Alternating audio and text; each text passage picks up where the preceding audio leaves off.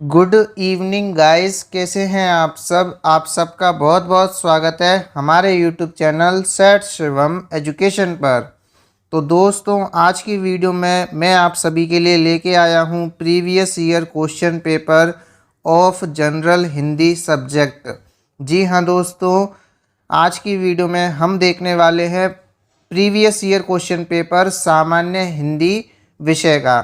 दोस्तों, सामान्य हिंदी पेपर का नाम है व्यवहारिक हिंदी एवं व्याकरण खंड। ठीक है, यानी कि इसमें ग्रामर का सेक्शन है, और जबकि जो सेमेस्टर 2 है उसमें साहित्य का खंड है। ठीक है दोस्तों, ये जो पेपर है वो है बीए सेमेस्टर फर्स्ट का दिसंबर 2023 का। ठीक है, लेकिन यह paper BA, BSc, BCom, BCA सभी के लिए यूज़फुल रहने वाला है। इसके साथ साथ रेगुलर विद्यार्थी हो, नॉन कॉलेज विद्यार्थी हो, सभी के लिए यह पेपर यूज़फुल रहने वाला है। आशा करता हूँ आपको इतनी बात समझ में आ गई होगी। दोस्तों, जैसा कि आप सब जानते हैं कि आप सबके एग्ज़ाम्स चल रहे हैं सेमेस्टर फर्स्ट के, और 13 जून से आपके एग्ज़ाम्स स्टार्ट हो चुके हैं। और आपका जनरल हिंदी का एग्ज़ाम 2 जुलाई को और 4 जुलाई को है दोस्तों। ठीक है, 2 जुलाई को आपका एग्ज़ाम है बीएससी, बीकॉम, बीसीए और बीए नॉन कॉलेज का। ठीक है, जबकि बीए रेगुलर वालों का एग्ज़ाम 4 जुलाई को है। ठीक है दोस्तों, आज की वीडियो में मैं आप सभी को ना सिर्फ क्वेश्चन पेपर दिखाऊंगा, उसके साथ साथ इसके आंसर्स बताने की भी कोशिश पूरी रहेगी। दोस्तों, जैसा कि आप सब जानते हैं कि आपका ये जो पेपर है जनरल हिंदी का, ये 2 घंटे का होता है और मैक्सिमम मार्क्स, ठीक है, 40 रहते हैं। तो ये जो मैक्सिमम मार्क्स 40 हैं, जैसा कि मैंने आप सभी को जनरल इंग्लिश के एग्ज़ाम में बताया था कि रेगुलर वाले विद्यार्थियों के लिए यह पेपर 40 नंबर का होता है और नॉन कॉलेज विद्यार्थियों के लिए यह पेपर 50 नंबर का होता है। रेगुलर वाले विद्यार्थियों के लिए यह 40 + 10 में डिवाइड हो जाता है। आपको 40 में से 16 नंबर लाने होते हैं और 10 में से आपको 4 नंबर मिलने चाहिए कॉलेज वालों की तरफ से। कॉलेज वाले आपके 10 नंबर सेशनल मार्क्स यूनिवर्सिटी को ऊपर भेजते हैं। ये जो 10 नंबर होते हैं ये सेशनल मार्क्स होते हैं मिड टर्म एग्ज़ाम के, अटेंडेंस के और आपके असाइनमेंट के। ठीक है दोस्तों, और आपको 50 में से 20 नंबर टोटल लाने होते हैं। दोस्तों, आप चाहे कोई सा भी एग्ज़ाम दें, ठीक है, उसमें 40% मिनिमम पासिंग मार्क्स हैं। यदि आपका पेपर 120 का हो रहा है तो आप इसका वो निकालिए 40%। यदि आपका 150 नंबर का पेपर हो रहा है तो आप इसका 40% निकालिए। और 30 नंबर यदि आपको कॉलेज की तरफ से यूनिवर्सिटी को भेजे जा रहे हैं तो इसके भी आप 40% निकाल लीजिए। ठीक है, तो इस तरह से आपके 40% नंबर आने चाहिए सभी एग्ज़ाम में, सभी पेपर्स में, तब आप जो है पास माने जाओगे। आशा करता हूँ आपको इतनी बात समझ में आ गई होगी। दोस्तों, अब बात करते हैं आपके एग्ज़ाम पैटर्न की, पेपर पैटर्न की। तो ये आपका छोटा सा एग्ज़ाम पैटर्न है, पेपर पैटर्न है कि प्रश्न पत्र में 2 इकाइयाँ हैं, यानी कि 2 यूनिट्स हैं, व्यवहारिक हिंदी और व्याकरण खंड। प्रत्येक इकाई के लिए 20 अंक निर्धारित हैं। ठीक है, यानी 2 इकाई हैं, 20 अंक हो गए, यानी कि 40 नंबर हो गए। यानी यहाँ पे रेगुलर स्टूडेंट्स के हिसाब से ये एग्ज़ाम पैटर्न है। ठीक है, यही एग्ज़ाम पैटर्न नॉन कॉलेज वाले विद्यार्थियों के लिए रहेगा। बस वहाँ पे जो है नंबर बढ़ जाएंगे यूनिट के, और कुछ नहीं होगा। ठीक है, फर्स्ट यूनिट में 4 प्रश्न हैं, सेकंड यूनिट में 5 प्रश्न हैं। देख लीजिए, ये आपकी फर्स्ट यूनिट है। दोस्तों, ये आपकी फर्स्ट यूनिट है जिसमें आपके 4 प्रश्न दिए गए हैं। देख लीजिए, क्वेश्चन नंबर 1 जो कि निबंध का है, क्वेश्चन नंबर 2 जो कि आपका पत्र का है, और क्वेश्चन नंबर 3 जो कि संक्षेपण और पल्लवन का है, और क्वेश्चन नंबर 4 जो कि पल्लवन का है। दोस्तों आपकी ये जो इकाई 1 है, फर्स्ट यूनिट है, ये आपकी रचना भाग है। रचना भाग का मतलब होता है कंपोजिशन पार्ट है, ठीक है। इसमें आपको कंपोज करना होता है, ठीक है। तो देख लीजिए, एक एक करके क्वेश्चंस को देख लेते हैं। क्वेश्चन नंबर फर्स्ट है कि नीचे लिखे हुए किसी एक विषय पर निबंध लिखिए, ठीक है। तो निबंध आपने 8वीं क्लास से ही लिखना स्टार्ट कर दिया होगा, 9th से कर दिया होगा। तो आप बचपन से निबंध लिखते आ रहे हैं, तो आपको इन 4 टॉपिक्स में से किसी एक पर निबंध लिखना है। टॉपिक्स हैं आप सबके दोस्तों, मेरे सपनों का भारत, राजस्थान की बहुरंगी संस्कृति, राजभाषा हिंदी और भारतीय युवा और सोशल मीडिया, ठीक है। 300 शब्दों में आपको जो है निबंध लिखना है, यानी कि आप 3, 4 या लास्ट 5 पेज में अपना निबंध लिख के कंप्लीट कर सकते हो, ठीक है। जितना आपके पास टाइम हो एग्ज़ाम में उस हिसाब से। लेकिन सलाह ये रहेगी, यदि आपको व्याकरण आती है तो उस भाग को पहले करें और इस रचना वाले भाग को लास्ट में करें। सेकंड क्वेश्चन है दोस्तों, किसी एक पर टिप्पणी लिखिए। यहाँ पे 2 टॉपिक हैं आपके लिए, शासकीय पत्र और अर्धशासकीय पत्र। इन दोनों में से किसी एक पर आपको पत्र लिखना है, टिप्पणी लिखनी है, ठीक है। और दूसरा क्वेश्चन है, इसमें ये भी करना है आपको, किसी एक का प्रारूप बनाइए। प्रारूप का मतलब होता है फॉर्मेट बनाइए, ठीक है। तो 2 टॉपिक हैं, विज्ञप्ति और कार्यालय आदेश। इन दोनों में से किसी एक पर आपको प्रारूप बनाना है, फॉर्मेट बनाना है। तीसरे क्वेश्चन की बात करते हैं दोस्तों। तीसरा क्वेश्चन है, संक्षेपण पर टिप्पणी लिखिए, ठीक है। संक्षेपण पर टिप्पणी लिखिए। और दूसरा क्वेश्चन या तो पहला वाला करना है, तीसरे का पहला करना है, या फिर तीसरे का दूसरा करना है, ठीक है। तीसरे का दूसरा क्वेश्चन है कि निम्नलिखित गद्यांश का संक्षेपण कीजिए, ठीक है। संक्षेपण का मतलब होता है संक्षिप्त करना। क्या मतलब होता है दोस्तों? संक्षिप्त करना यानी कि ब्रीफ करना, ठीक है। तो आपको इस गद्यांश को, इस पैसेज को 1/3 शब्दों में छोटा कर देना है। इसमें से मेन लाइन छांट के लिख देनी है, इसका सार लिखना है, ठीक है। इसका जिस्ट लिखना है, इसकी समरी लिखनी है। आशा करता हूँ आपको समझ में आ गया होगा। बात करते हैं अपने क्वेश्चन नंबर 4 की। पल्लवन पर टिप्पणी लिखिए। पल्लवन का मतलब होता है विस्तार करना। आपको एक टॉपिक दे दिया जाता है और उसके बारे में आपको पंक्तियाँ लिखनी होती हैं, लाइंस लिखनी होती हैं, ठीक है। या तो आपको 4th क्वेश्चन का फर्स्ट वाला करना है, ये वाला, या फिर ये सेकंड क्वेश्चन करना है कि निम्नलिखित का पल्लवन कीजिए। इन दोनों का पल्लवन करना है, किसी एक का नहीं करना है, क्योंकि यहाँ पे प्रश्न में ये नहीं दिया गया है कि आपको किसी एक का ही पल्लवन करना है। तो इसलिए आपको ये पहला और दूसरा दोनों का पल्लवन अर्थात विस्तार करके लिखना है। जिस तरह से यहाँ पे ये पैसेज लिखा हुआ है ना, इस तरह से लिखना है, ठीक है। टॉपिक है आप सभी के, स्वप्न के भी हाथ में तलवार होती है, और दूसरा है परहित सरिस धर्म नहीं भाई, ठीक है। ये 2 टॉपिक हैं, 2 उक्तियां हैं, लोकोक्तियां हैं, जिनके बारे में आपको पल्लवन लिखना है। पल्लवन का मतलब मैंने आपको बता दिया, विस्तार करके लिखना, ठीक है। आशा करता हूँ आपको समझ में आ गया होगा। दोस्तों आप सभी की सेकंड यूनिट है व्याकरण की, यानी कि इसमें आपके उपसर्ग, प्रत्यय, संधि, समास सब आ जाने वाले हैं। दोस्तों सेकंड यूनिट में आपके 5 प्रश्न हैं। कैसे हैं 5 प्रश्न, अभी मैं आपको बता देता हूं। जैसा कि यहाँ पे लिखा हुआ है, सेकंड यूनिट में 5 प्रश्न हैं। पहले इस बात को मैं आपको दिखा देता हूं। देखो ये रही आपकी सेकंड यूनिट। इसमें पहला प्रश्न ये रहा, दूसरा प्रश्न ये रहा, तीसरा प्रश्न ये रहा, और चौथा प्रश्न ये रहा। इसके अलावा 5वां प्रश्न ये रहा, ठीक है दोस्तों। अब हम एक एक करके इन पर चर्चा कर लेते हैं। 5वां क्वेश्चन है दोस्तों, अनु उपसर्ग से 4 शब्द बनाइए। ठीक है। एक होते हैं उपसर्ग, एक होते हैं प्रत्यय। उपसर्ग आपको पता है किसी भी शब्द से पहले लगते हैं और प्रत्यय जो है किसी भी शब्द के बाद लगते हैं।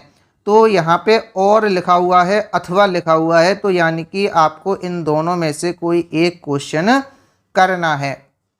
ठीक है, मैं आपको दोनों के ही आंसर्स बताने जा रहा हूँ।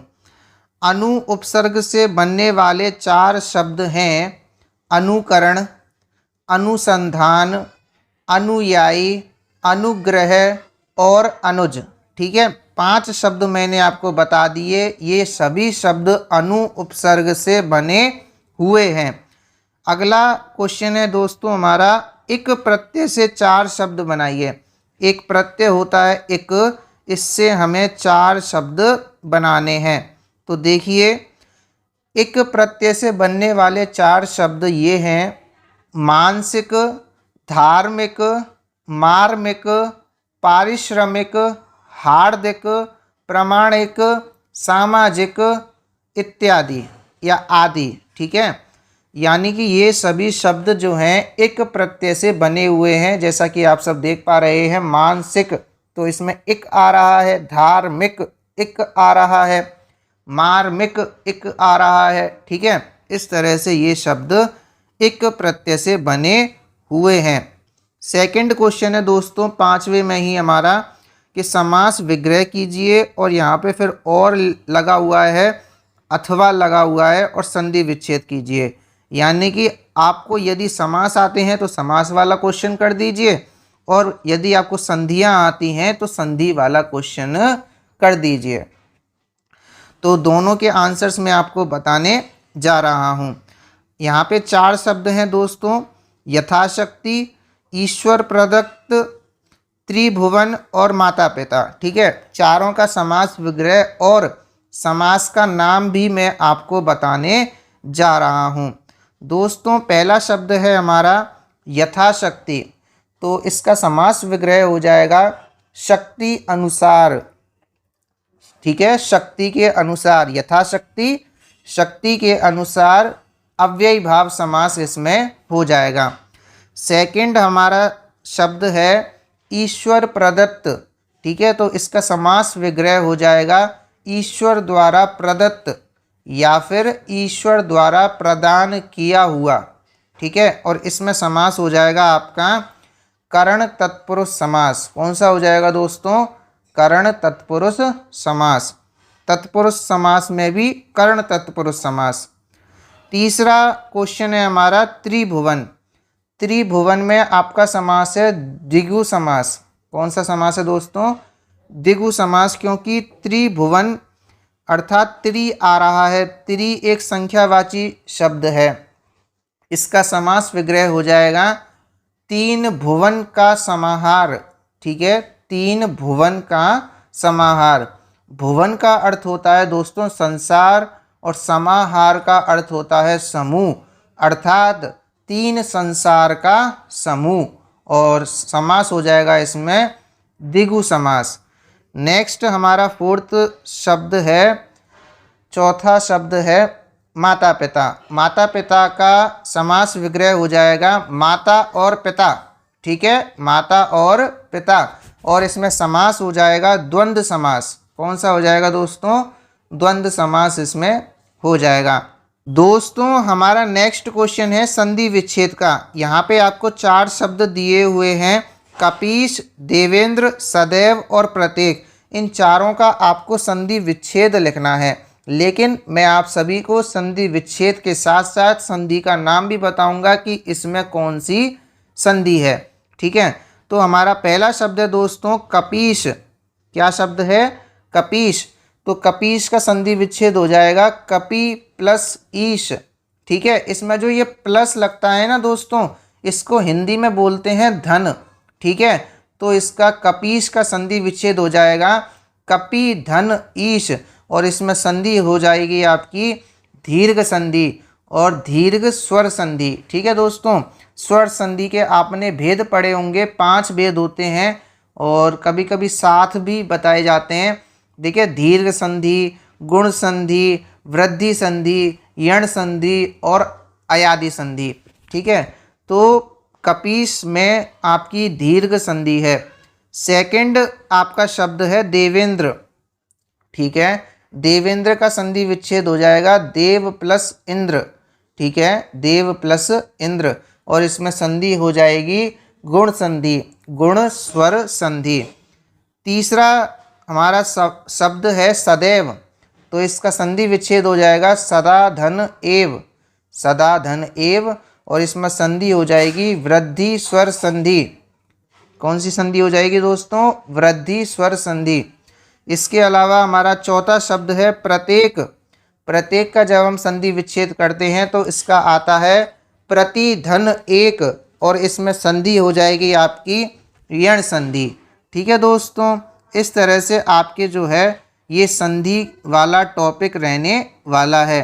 दोस्तों हमारा 6th क्वेश्चन है, 6वां क्वेश्चन है, निम्नलिखित में से किन्हीं 4 शब्दों को शुद्ध कीजिए। ये आपका टॉपिक है दोस्तों शब्द शुद्धि। कौन सा टॉपिक है? शब्द शुद्धि। तो देखिए पहला शब्द है हमारा मोहर, तो इसको मोहर को कैसे लिखेंगे? इनमें से किन्हीं 4 को आपको सही करके लिखना है। दूसरा शब्द है साधु, तो साधु को इस तरह से लिखेंगे। तीसरा शब्द है उल्लंघन। ठीक है, उल्लंघन को इस तरह से लिखेंगे। चौथा शब्द है पत्नी, तो पत्नी में बड़ी ई की मात्रा आएगी। 5वां शब्द है इसमें श्रृंगार, तो श्रृंगार को इस तरह से लिखते हैं। और 6वां शब्द है इसमें अपराहन, तो अपराहन को इस तरह से लिखते हैं। तो ये आपका टॉपिक हो गया शब्द शुद्धि का। अब इसमें 6th में ही दूसरा टॉपिक है वाक्य शुद्धि का। किन्हीं 2 वाक्यों को शुद्ध करके लिखिए। तो आपका पहला वाक्य है अभी तो 4 बजा है। ठीक है, अभी तो 4 बजा है, तो इसका शुद्ध रूप हो जाएगा अभी तो 4 बजे हैं, अभी तो 4 बजे हैं। सेकंड है हमारा यहाँ शुद्ध गाय का दूध मिलता है, तो ये अशुद्ध है, इसको हम शुद्ध करेंगे यहाँ गाय का शुद्ध दूध मिलता है। ठीक है, शुद्ध गाय का दूध नहीं मिलता है, गाय का शुद्ध दूध मिलता है। नेक्स्ट तीसरा है तुम तुम्हारे भाई के साथ जाओ। ठीक है, तो इसका सही हो जाएगा, शुद्ध रूप हो जाएगा तुम अपने भाई के साथ जाओ। और ये रहा चौथा कि यहाँ कौन कौन आया था, तो इसको आप बताएंगे कमेंट बॉक्स में कमेंट करके। देखते हैं कितने लोग इसका सही आंसर देते हैं। दोस्तों यदि आपको वीडियो पसंद आ रही हो तो वीडियो को प्लीज़ लाइक कर देना, अपने दोस्तों के लिए शेयर कर देना। 7th क्वेश्चन है दोस्तों, किन्हीं 2 मुहावरों का अर्थ लिखते हुए वाक्यों में प्रयोग कीजिए।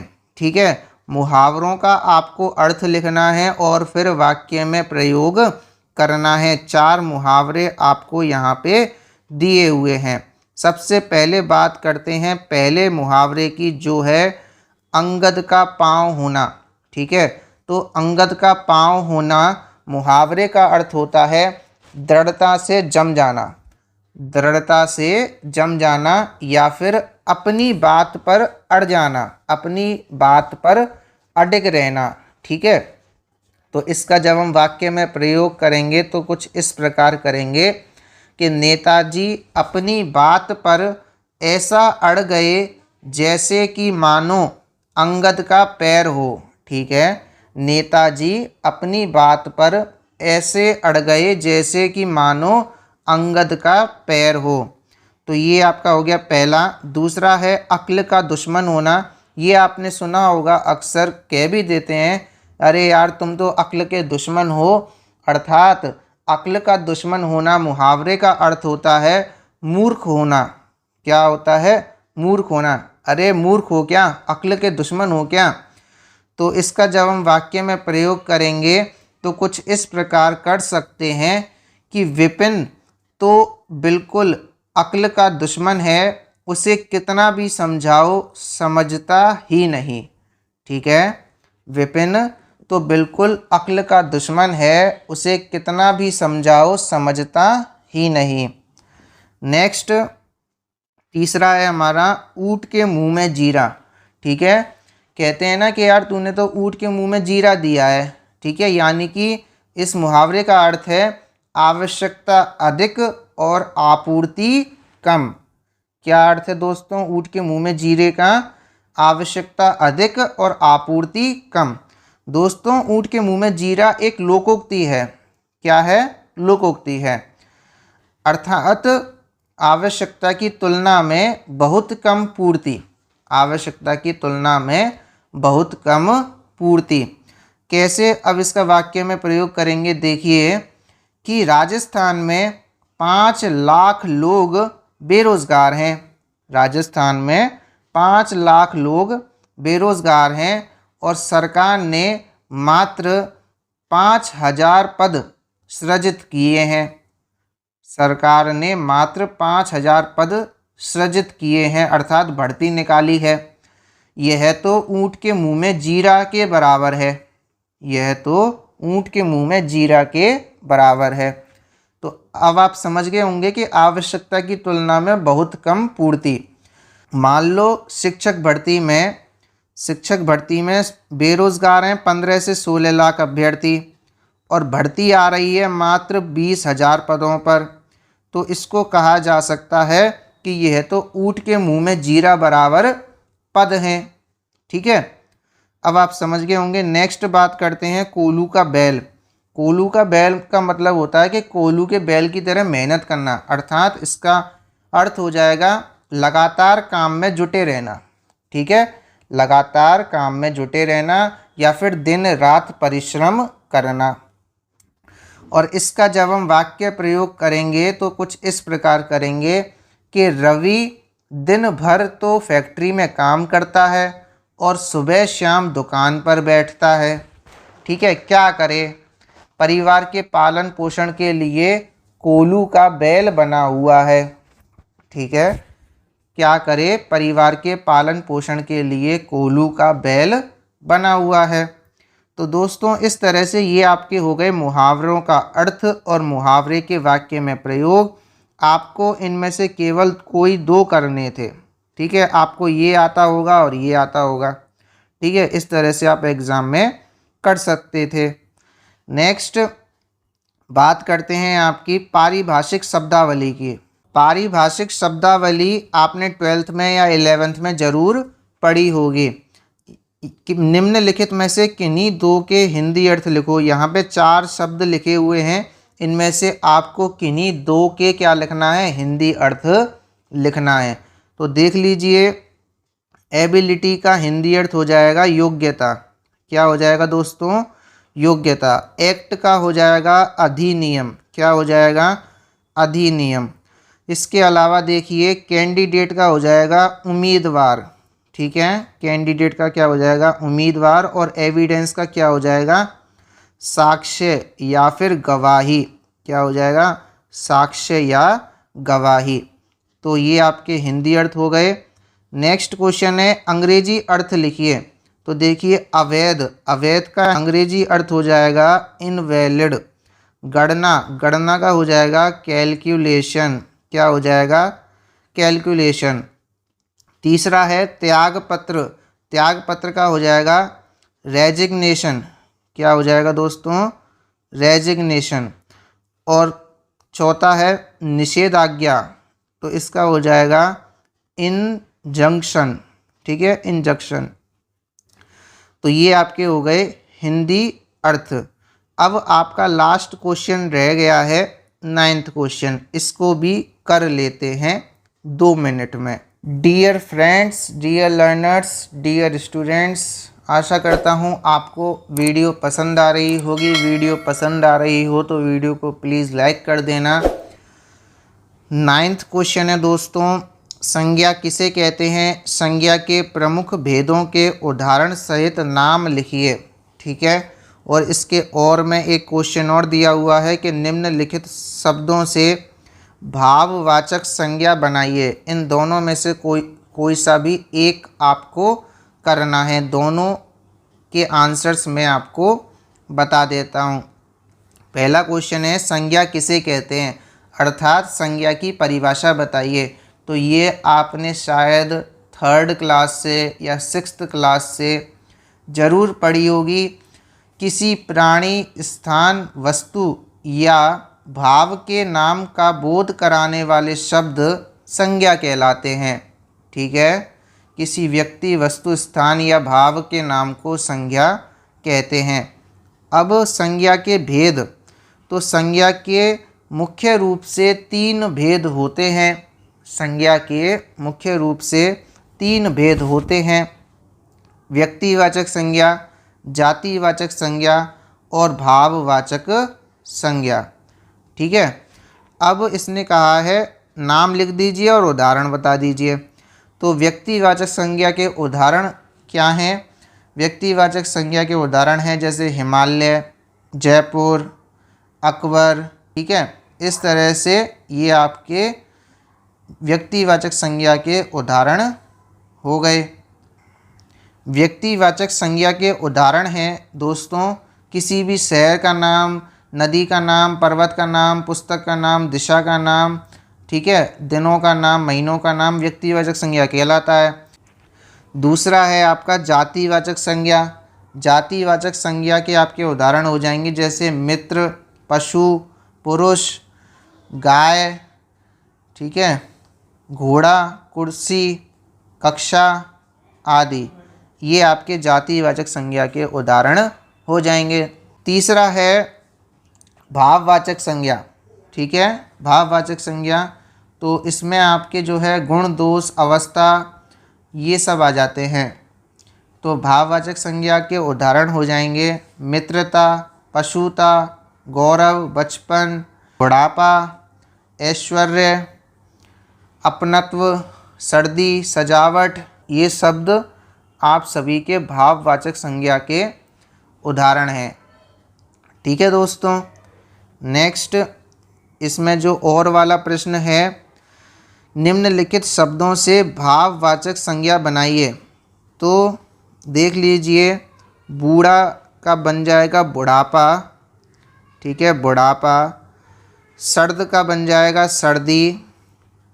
भाववाचक संज्ञा बना रहे हैं इन शब्दों से। सजाना एक क्रिया है, इससे भाववाचक संज्ञा बनाएंगे सजावट। एक है अपना, तो इसका हो जाएगा अपनत्व। क्या हो जाएगा? अपनत्व। ये आपके हो गए दोस्तों भाववाचक संज्ञाएं बनाना। अब लास्ट क्वेश्चन रह गया है आज का कि विशेषण किसे कहते हैं। विशेषण के प्रमुख भेदों के उदाहरण सहित नाम लिखिए।